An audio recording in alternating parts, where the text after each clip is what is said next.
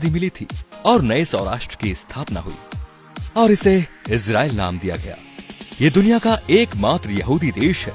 इस देश की सबसे खास बात ये भी है कि पूरी दुनिया में अगर किसी यहूदी बच्चे का जन्म होता है तो उस बच्चे को इजराइल की नागरिकता मिल जाती है और वो जब चाहे तब इजराइल में रह सकता है। इजराइल की राष्ट्रभाषा हिब्रू है। लोगों को इस भाषा को बोलते शर्म आती है। ये दुनिया का एकमात्र यहूदी देश है, परंतु इस भाषा का अंत मध्यकाल में हो गया था। इस भाषा को सीखने वाला भी अब कोई नहीं बचा। और जब इजराइल की स्थापना हुई दोस्तों, तो इस देश के यहूदियों ने इस भाषा को पुनर्जीवित कर दिया था और उसको वहां की आधिकारिक भाषा भी बना दिया। 2000 के आंकड़ों के अनुसार यहाँ की जनसंख्या 92 लाख के आसपास है। देखा जाए तो ये दिल्ली और मुंबई से बहुत कम है। क्षेत्रफल में केरल से भी छोटा है। इजराइल एकमात्र ऐसा देश है जहां प्रत्येक नागरिक को मिलिट्री ट्रेनिंग लेना बहुत जरूरी है, फिर वो राष्ट्रपति का बेटा ही क्यों ना हो। उसे कुछ समय के लिए सेना में काम करना अनिवार्य है। वो पुरुष हो या स्त्री, दोनों को जरूरी है।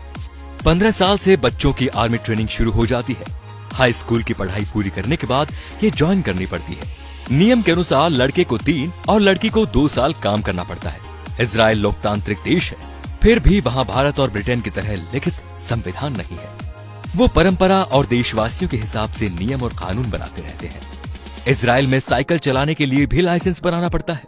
ये दुनिया के 9 देशों में से एक है जिनके पास परमाणु और सैटेलाइट सिस्टम है। इजराइल की वायुसेना दुनिया के 4 नंबर पर आती है और बहुत ही शक्तिशाली है। और ये दुनिया का एकमात्र ऐसा देश है कि अगर यहाँ पर कोई भी मिसाइल भेजता है तो वो मिसाइल यहाँ पहुंचने से पहले ही नष्ट हो जाती है। विज्ञान के मामले में भी ये सबसे आगे है।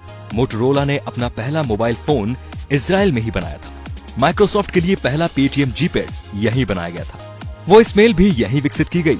वैज्ञानिक अल्बर्ट आइंस्टाइन भी यहूदी थे।